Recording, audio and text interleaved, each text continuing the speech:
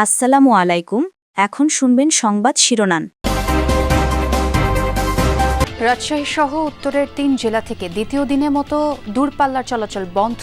মজুরি বৃদ্ধি সহ বিভিন্ন দাবি শ্রমিকদের ভোগান্তিতে যাত্রীরা। দেশে প্রথমবারের মতো পাইপলাইনে উড়োজাহাজে জ্বালানি সরবরাহ। শাহ আমানত বিমানবন্দরে কার্যক্রম চালু, বাঁচবে সময় ও খরচ। খুলনায় সরকারি একটি প্রাথমিক বিদ্যালয়ের পাঠদান চলছে মুরগির খামারে। ৪ মাস ধরে স্কুলে জলাবদ্ধতা, দুর্ভোগে ক্ষুদে শিক্ষার্থীরা। গাজীপুরে ৯ মাস ধরে নিজ বাড়িতেই অবরুদ্ধ এক পরিবার। চারপাশের জমি শিল্প প্রতিষ্ঠান কেনার পর থেকেই বন্ধ আসা যাওয়ার রাস্তা। আসসালামু আলাইকুম। এতক্ষণ দেখছিলেন সংবাদ শিরোনাম, এখন দেখবেন বিস্তারিত। ন্যায্য মজুরি সহ বিভিন্ন দাবিতে রাজশাহী, চাঁপাইনবাবগঞ্জ ও নাটোরের দূরপাল্লার বাস শ্রমিকরা ধর্মঘট পালন করছেন। এতে এসব জেলা থেকে বন্ধ রয়েছে ঢাকা, চট্টগ্রাম সহ বিভিন্ন রুটের বাস চলাচল। এ বিষয়ে আরও জানবো আমার সহকর্মীদের কাছ থেকে। শুরুতেই নাটোর থেকে যুক্ত হচ্ছেন সহকর্মী নাজমুল হাসান। নাজমুল, সমস্যা সমাধানে প্রশাসনের পক্ষ থেকে কি কোনো উদ্যোগ নেওয়া হয়েছে এবং যাত্রীদের ভোগান্তি সম্পর্কে জানতে চাই। ছোঁয়া আসলে বিকেল ৩টায় ঢাকার গাবতলীতে বাস মালিক, শ্রমিক এবং যারা রয়েছে তাদের একটা সভা হওয়ার কথা। এছাড়া যেই লোকাল বাস সার্ভিসগুলো ছিল সেই লোকাল বাস সার্ভিসগুলো চলাচল করছে। অনেক যাত্রী কিন্তু বাধ্য হয়ে সেই লোকাল বাসেই দুর্ভোগ নিয়েই দূরপাল্লার উদ্দেশ্যে রওনা হয়েছেন। যাত্রীরা যে বিষয়টি বলছেন যে এই বাস ধর্মঘট যত দ্রুত সমাধান হবে ততই তাদের জন্য ভালো হবে। আর এই বাস টার্মিনালে যেই বাস চালক, সুপারভাইজার, হেল্পার যারা আছে তারা কিন্তু এসে একেবারে অপেক্ষা করছে যে কখন এই আলোচনা সভা হবে, ঢাকার গাবতলীতে মিটিং হবে, সেইখান থেকে কি তাদের যে দাবি দেওয়া, এই দাবি দেওয়া যদি পূরণ না হয় তাহলে তারা আসলে এই ধর্মঘট চালিয়ে যাবেন। কারণ এর আগেও কিন্তু বারবার বাস মালিকদের আশ্বাস ছিল, সেই আশ্বাসের প্রেক্ষিতে তারা চলতি মাসের পয়লা সেপ্টেম্বরেই তারা ধর্মঘট তুলে নিয়েছিলেন। 2 দিন বন্ধ থাকার পরে 6 সেপ্টেম্বর আবার ধর্মঘট দিয়েছিলেন। তারপর বাস মালিকরা বাস মালিকরা আশ্বাসে 9 তারিখ থেকে 21 সেপ্টেম্বর পর্যন্ত তাদের ধর্মঘট প্রত্যাহার ছিল। যেহেতু এই দীর্ঘ সময়ের মধ্যেও বাস মালিকরা বারবার আশ্বাস দেওয়ার পরেও এই তাদের দাবি দেওয়া মেনে নেয়নি। এবার কিন্তু এই ধর্মঘটে তারা একেবারেই কঠোর অবস্থানে রয়েছেন। কিছুতেই তাদের দাবি দেওয়া পূরণ না হলে তারা কিছুতেই এই ধর্মঘট প্রত্যাহার করবেন না, এমনটাই অনড় অবস্থানে রয়েছেন সংশ্লিষ্টরা। নাজমুল, আপনি থাকুন সেখানে, আপনার সঙ্গে আবারও যোগ দিয়ে খবর জানবো। তবে আমার সহকর্মী আছেন মনোয়ার হোসেন জুয়েল, তার সঙ্গে একটু কথা বলতে চাই। জুয়েল, চাঁপাইনবাবগঞ্জের কি অবস্থা? ধর্মঘট নিয়ে কি বলছেন বাস শ্রমিক মালিকরা এবং সাধারণ মানুষের যাতায়াতে কেমন প্রভাব পড়ছে, কি দেখছেন?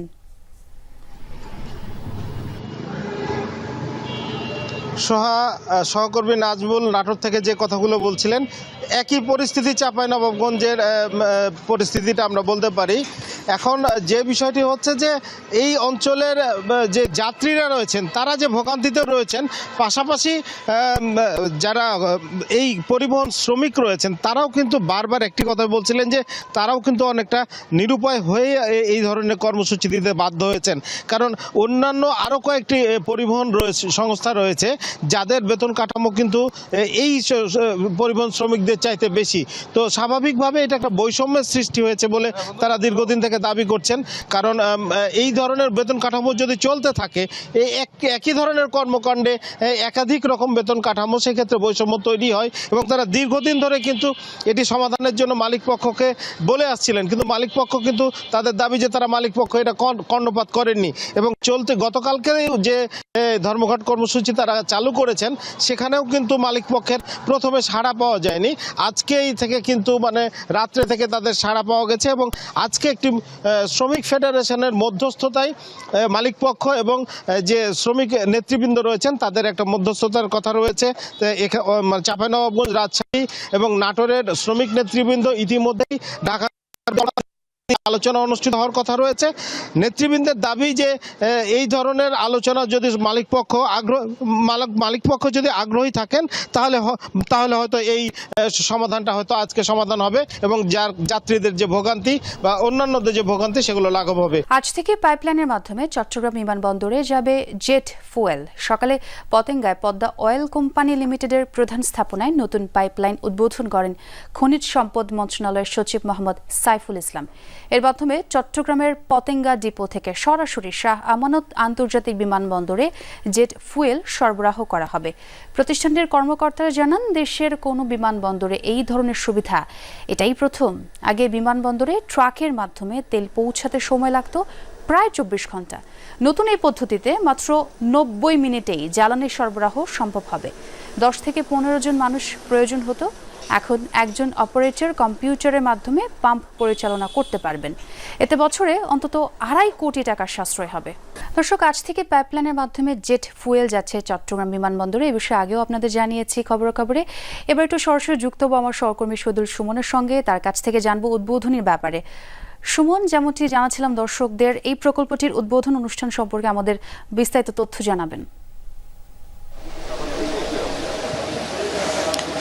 সকালেই উদ্বোধন হয়েছে, এখন উদ্বোধন পরবর্তী যে আলোচনা সভা সেটিও আসলে সম্পূর্ণ হচ্ছে। সব মিলিয়ে এই যে প্রথমবারের মতো দেশের ইতিহাসে যে পাইপলাইনের মাধ্যমে কোনো বিমানবন্দরে জেট ফুয়েল গেল, এটি আসলে চট্টগ্রামে বিমানবন্দরের মধ্য দিয়ে শুরু হয়েছে। ধাপে ধাপে যেটি বলা হয়েছে এখানে আলোচনা সবাই, যে খনিজ জ্বালানি সম্পদ মন্ত্রণালয়ের সচিব তিনি বলেছেন যে চট্টগ্রাম শাহ আমানত আন্তর্জাতিক বিমানবন্দরের মতো ঢাকা এবং সারা দেশে যেসব বিমানবন্দর রয়েছে সেখানে আসলে পাইপলাইনের মাধ্যমে এভাবেই আসলে জেট ফুয়েল সরবরাহ করবে। এর মাধ্যমে কিন্তু জ্বালানি যে নিরাপত্তা সেটি যেমন নিশ্চিত হয়েছে, তেমনি কিন্তু খরচ আসলে অনেকটাই সাশ্রয় হবে বলছেন এখানকার যারা কর্মকর্তারা রয়েছেন পদ্মা অয়েলের। আমরা যতটুকু জেনেছি 170 কোটি টাকা ব্যয়ে এই প্রকল্পটি বাস্তবায়ন করা হলেও আসলে মূলত আরো 10 কোটি টাকা এখানে সাশ্রয় হয়েছে। সেই 10 কোটি টাকা সরকারি কোষাগারে আসলে জমা দেওয়া হবে এবং একই সাথে চট্টগ্রাম শাহ আমানত আন্তর্জাতিক বিমানবন্দরের পাশাপাশি পাইপলাইনের মাধ্যমে কিন্তু বিমান বাহিনীর একটি ঘাঁটি জহুর আহমেদ ঘাঁটি তো আসলে মূলত এই জেট ফুয়েল সরবরাহ করবে। এর মাধ্যমে বিমান বাহিনীর সক্ষমতা আরো বৃদ্ধি পাবে এমনটি আসলে জানিয়েছে বিমান বাহিনীর এখানে যে যারা শীর্ষস্থানীয় কর্মকর্তারা রয়েছেন তারা।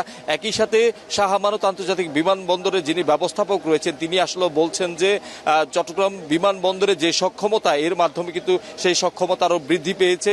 ভবিষ্যতে এখানে বর্তমানে যে কয়টি ফ্লাইট চলাচল করে অভ্যন্তরীণ এবং আন্তর্জাতিক, সেটি আরো বৃদ্ধি করা যাবে, সেটি 100 বেশি করা যাবে এমনটি আসলে বলছে। এবং সেই সাথে ধীরে ধীরে যেহেতু বলছেন যে ঢাকা এবং অন্যান্য যেসব আন্তর্জাতিক বিমানবন্দর রয়েছে সেগুলোতে কিন্তু একই কায়দায় যে পাইপলাইনের মাধ্যমে সরবরাহ করা হবে জ্বালানি। একই সাথে এটি বলছেন তারা বারবার যে আগে যেখানে চৌবাচ্চার ট্রাকের মাধ্যমে যেভাবে সরবরাহ করতো সেখানে যেমন সময় এবং অর্থ খরচ হতো, সেটি আরো বেশ কিছু কমে এসেছে এবং তার এর মাধ্যমে অর্থ সাশ্রয় হয়েছে।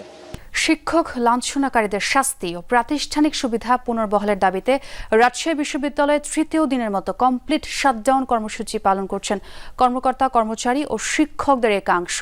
এতে সব বিভাগের ক্লাস পরীক্ষা বন্ধ রয়েছে প্রশাসনিক কার্যক্রম। সকালে প্রশাসনিক ভবনের পাশে লিচুতলায় অবস্থান নেন আন্দোলনরত শিক্ষক ও কর্মকর্তা কর্মচারীরা। শিক্ষক লাঞ্ছিত করার ঘটনায় জড়িত শিক্ষার্থীদের ছাত্রত্ব বাতিল ও ফৌজদারি আইনে বিচারের দাবি জানান তারা। একই সাথে পোষ্য কোটা পুনর্বহালের দাবি তুলে ধরেন তারা। তবে চলমান শাটডাউন কর্মসূচি থেকে গতকাল সরে আসার ঘোষণা দেন জামাতপন্থী শিক্ষকরা। এদিকে উদ্ভূত পরিস্থিতি এবং বিভিন্ন প্যানেল ও স্বতন্ত্র প্রার্থীদের একাংশের দাবির মুখে গতকাল রাকসু নির্বাচন পিছিয়ে দেওয়ার সিদ্ধান্ত নেয় নির্বাচন কমিশন। 25 সেপ্টেম্বরের পরিবর্তে আগামী 16 অক্টোবর হবে ভোট গ্রহণ। 20 তারিখে অনাকাঙ্ক্ষিত ঘটনা সন্ত্রাসী কর্মকাণ্ডের পরিপ্রেক্ষিতে এইসব কর্মকাণ্ডে যারা জড়িত তাদের বিচারের আওতায় আনার জন্যই আমাদের এই কর্মসূচি।